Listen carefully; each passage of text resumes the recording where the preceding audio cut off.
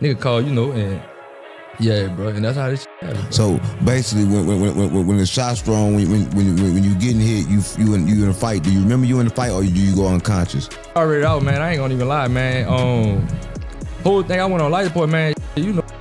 Raw me out. I don't want to see no name, cause like I said, I was like Tupac, so I couldn't tell you who was hitting me with them bitches. Man, I was getting pistol whipped. Man, I was getting pistol whipped. So, and everybody be around this like, man, yeah, them beat your ass and whoop ain't whoop me with no fist. Ain't whoop me.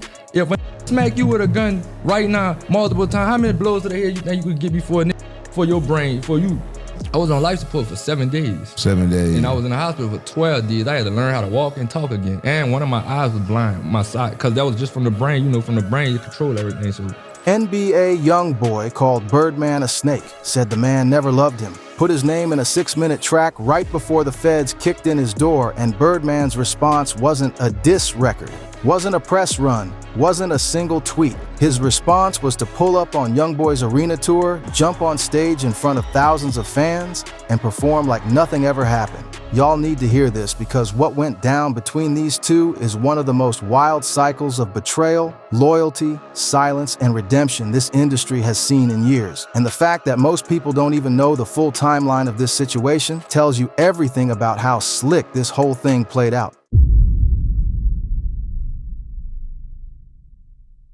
We talking about a 55-year-old Cash Money legend and the most streamed hip-hop artist on YouTube, going from mentoring to war to back on the same stage in less than 18 months. So let me break it down for y'all, every layer, every move, every piece of this puzzle, because the full picture is way deeper than a bar on a song. Before we get into the smoke, you need to understand what this relationship actually was, because without context, this whole story loses half its weight. Birdman, born Brian Christopher Williams in New Orleans, Louisiana on February 15, 1969, is not just some rapper or some record exec. This man co-founded Cash Money Records with his brother Ronald Slim Williams back in 1991. We're talking about a label that launched Lil Wayne, Drake, Nicki Minaj, and turned New Orleans into a hip-hop empire. Birdman didn't just sign artists, he raised them, mentored them, called them family, called them nephew. That's been his brand for 30-plus years. The man Forbes once estimated had a net worth around $155 million.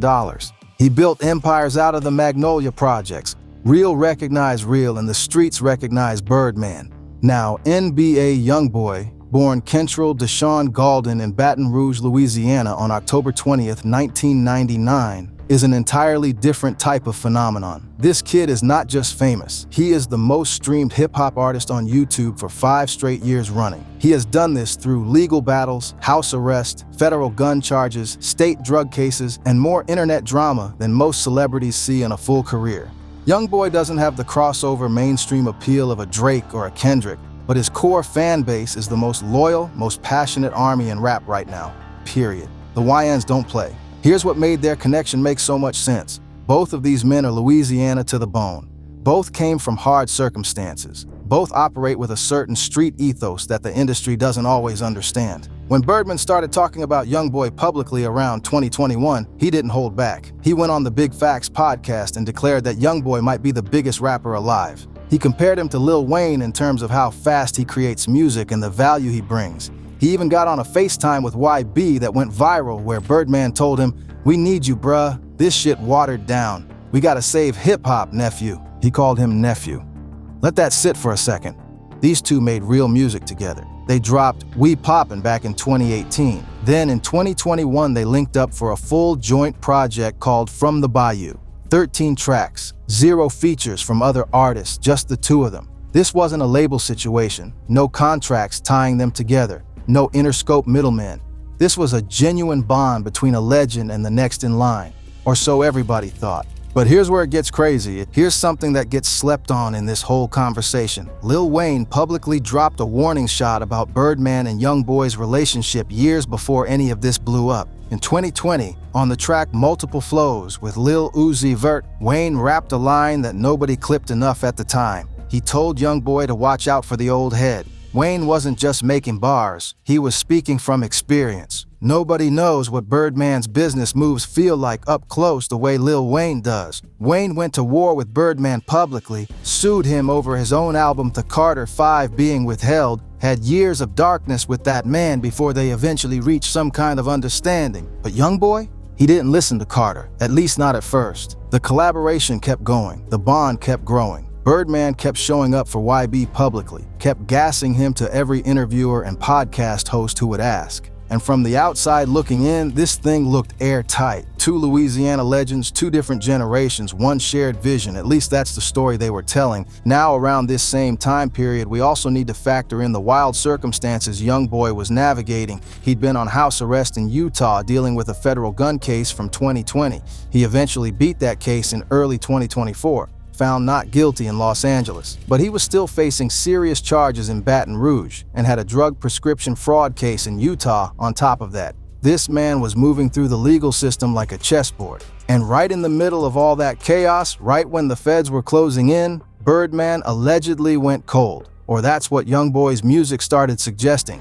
June 9th, 2024, DJ Academics drops a new Youngboy track to his audience. The song is called Tears of War, and it runs nearly 6 minutes. AK noted this was the last song Youngboy recorded before police raided his home. He told his audience, "Top gave me this song for his fans.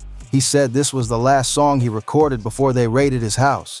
He miss y'all." Now on this song, Youngboy doesn't just make vague references, he makes it plain. He raps that Stunner, Birdman's long-standing nickname, never actually loved him, and that he wished he had listened to what Carter, that's Lil Wayne, had been trying to tell him. The bar hit different because it was coming from a man who had just gone through his third serious arrest situation, who had been publicly riding for this Cash Money veteran, who had made an entire joint album with the man, and who was now sitting in custody dropping music through a burner connection. He wasn't performing. This was a man processing what he felt was a genuine betrayal. But here's what really happened. The specific reason for the split never went fully public. That's the thing that had the streets talking for months. Youngboy put the smoke in the track, but didn't lay out chapter and verse of what Birdman actually did. And Birdman, he didn't respond publicly at all. Not a single post, not a counter song, nothing. Dead silence. Now let's connect some dots here, gang, because the Berman Godson interview that came out gives us a real window into how Birdman operates when he feels betrayed or when someone from his circle steps out of line on social media or in the press. Remember? Birdman is a man who has extremely high standards around street politics and keeping things in-house. When Berman Godson came out publicly talking about what happened to him after dealing with Youngboy's entourage, Birdman went cold on his own godson.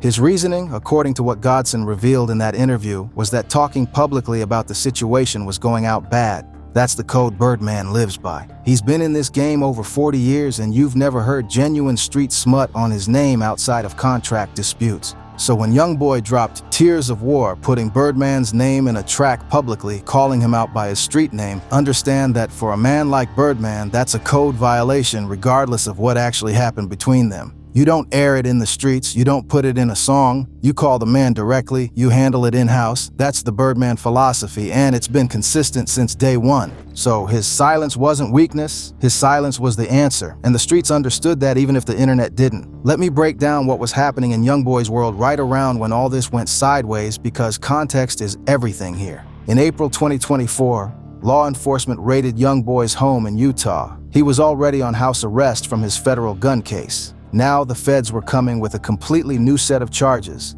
His alleged involvement in a large-scale drug prescription fraud scheme. We're talking about 63 total charges, 20 counts each of identity fraud, forgery, and procuring or attempting to procure a drug prescription, plus possession charges on top of that. In May, a Cache County judge set bond at $100,000. His arraignment was scheduled for July 1st. This man's world was in full collapse mode legally, and Tears of War dropped right in the middle of that chaos, just after his home got raided, just before the courts got loud. Now you have to ask yourself, what role did Birdman play, or not play, during all of this? Because when people who are supposed to be in your corner go quiet right when the pressure hits hardest, that's when you find out who's really your people. And judging from what Youngboy put on that track, he felt like Birdman wasn't moving like he should have been when the walls were closing in. Think about it from YB's perspective for a second. This man had been riding hard for Birdman publicly, had collaborated with him, had called him family, and now he's sitting in custody, looking at 63 charges, and the older legend who called him nephew isn't showing up the way family is supposed to. That would break any man's loyalty, and Youngboy has never been one to bite his tongue. He's documented everything through music his entire career, from his earliest recordings in Baton Rouge to right now. This is who he is. The music is his therapy and his testimony. Meanwhile, the internet was going crazy trying to figure out what exactly sparked the split. Was it money? Was it some behind-the-scenes label politics since Youngboy had just left Atlantic and was setting up his own infrastructure? Was it something personal that neither man was putting on record? The street's been talking about this for months and no one had a definitive answer. What we know for certain is that Lil Wayne's warning from 2020 started looking prophetic to a lot of people real fast. November 18th, 2024. Youngboy is sentenced following a guilty plea in the drug fraud case. After months of legal maneuvering, he takes the deal. He gets sentenced on those charges stemming from his Utah situation. The man had been battling courts his entire adult life. This was just another chapter in a story that keeps adding pages. But here's what's interesting. By the time this chapter closes legally, something behind the scenes was clearly shifting between him and Birdman. Because the narrative that was building in June of 2024, the betrayal narrative, the "stunna never loved me" energy, it wasn't escalating, it wasn't getting louder. There were no new diss tracks, no back and forth. The fire YB had put on the record seemed to be cooling, not heating up. And then something unexpected happened. Here's a plot twist that almost nobody connected to the Birdman Youngboy situation when it first happened. In May of 2025, President Donald Trump pardoned NBA Youngboy. Yes, you heard that right. The federal gun charge conviction, the one he'd been dealing with since 2020, the one that had him on house arrest for years, Trump pardoned it. Youngboy didn't just beat a case, he got a presidential pardon. Now understand what this does to a man's headspace. Youngboy comes out from under the most suffocating legal cloud of his life, and he does it in a way that nobody predicted.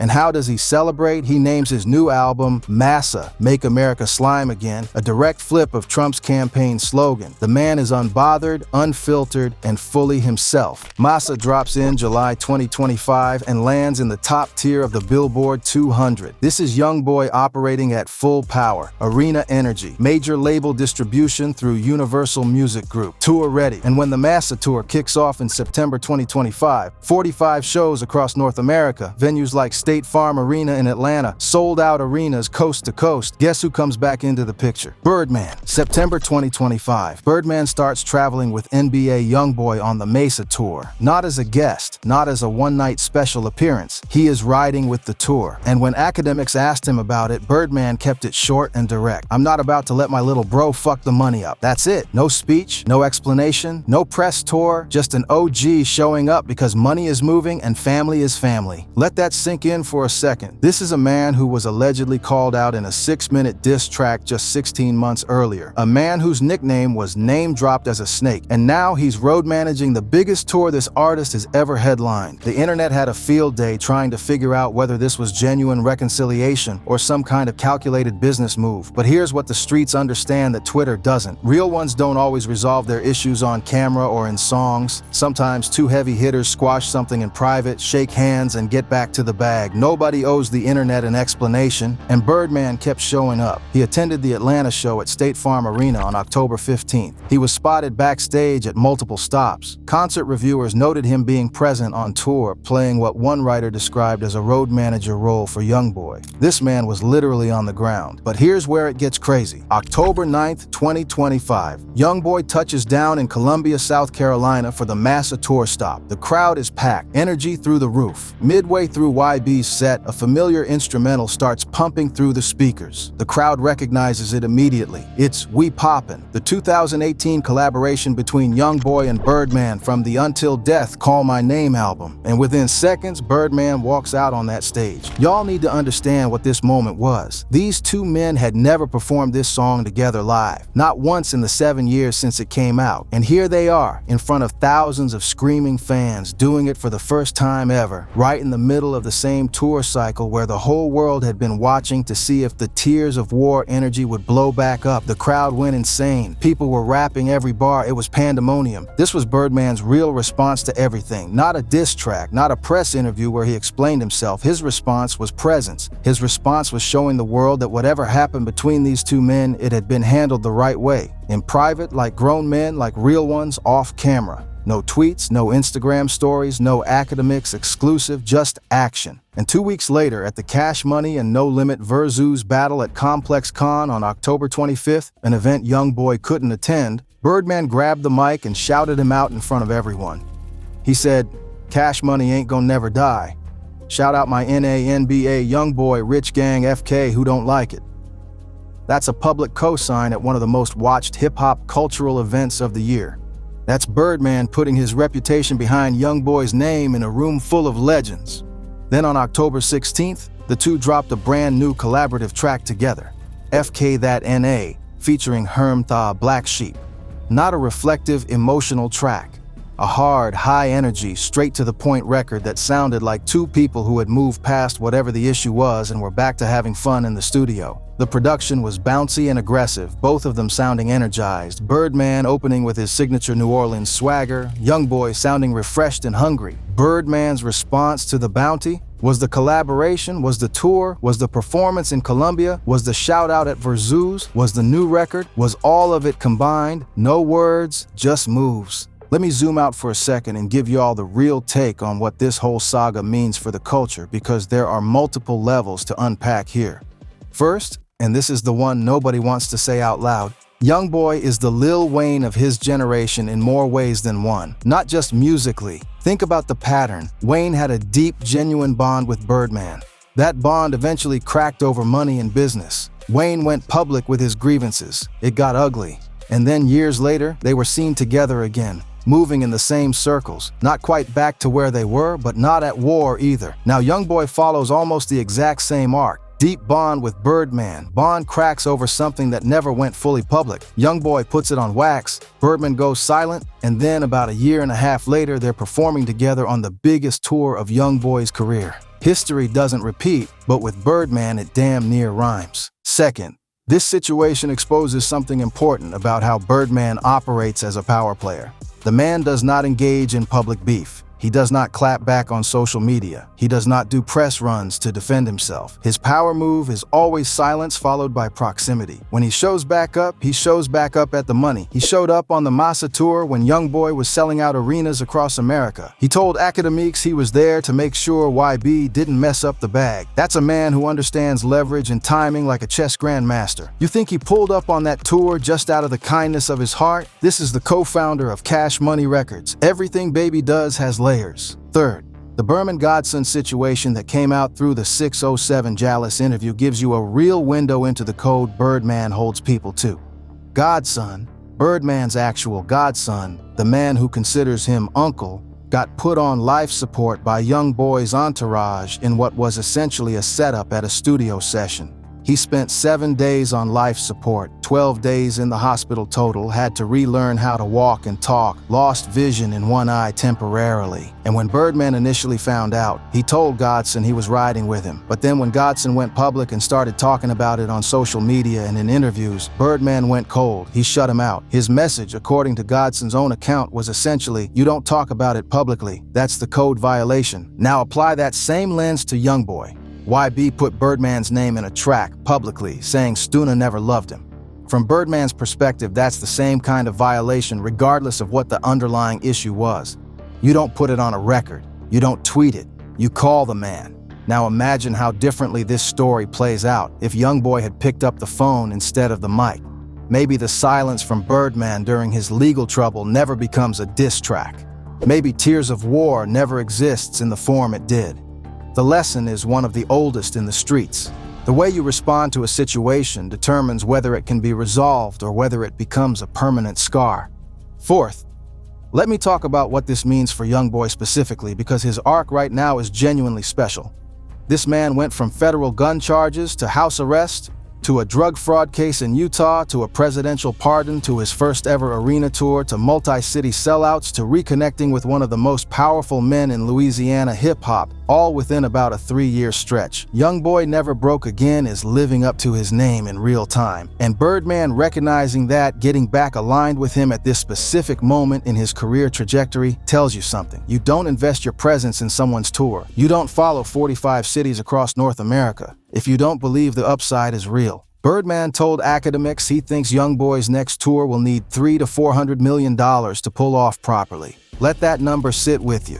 300 to 400 million. For a rapper whose core fan base is predominantly young black men who some people in the industry still sleep on. That's Birdman talking about $1 billion future for this kid like he used to talk about Wayne back in the day. Here's what really happened, no cap. Youngboy went through what every artist who gets close to Birdman eventually goes through. A moment where the relationship gets tested by outside pressure, by legal drama, by the question of whether the mentor shows up when it counts the most. Wayne went through it. The Hot Boys went through it. Young Thug and Rich Gang had versions of this. Even DJ Khaled had his period of distance from Birdman before they linked back up. The difference is, Youngboy put it on record. And Birdman, true to his nature, didn't respond publicly because that's never been his way. But he also didn't let it go in the way that permanent beef goes. He let time do what time does. He watched Youngboy navigate his legal situation. He watched him come out on the other side. He watched Massa land, watched the tour numbers come in, and then he made his move. That's the Birdman playbook. Patience, money, presence. And for what it's worth, the fact that these two could make FK that nay together and hit that Columbia stage and look like brothers doing it, that tells you the private conversation went the way it needed to go. Real ones don't need to explain the piece. They just live it. Y'all, at the end of the day, the Birdman Youngboy story is a masterclass in how power actually works in hip-hop at the highest level. It's not always about who made the loudest noise. It's about who was still standing when the dust settled. It's about who had the long game vision. Youngboy felt some type of way. He put it in the music because that's what Youngboy does. He doesn't hide his emotions, never has, and that's exactly why millions of people connect to him the way they do. That rawness is his gift. But Birdman played a different game. He let the situation breathe. He let Youngboy go through the fire. He watched from a distance. And when the time was right, he pulled back up. No bounty can touch a man who responds with presence and money. No diss track ends a relationship where both parties have more to gain together than apart. And no internet narrative, no matter how loud it gets, can outlast two Louisiana legends standing on that stage performing their record to a sold-out arena. The question I want y'all to think about is this: what does it say about this industry that we're so quick to call something dead when it's really just in its quiet phase? How many relationships, real, meaningful, mutually beneficial relationships, get written off because of a song or a post or a social media moment that only captured one chapter of the story?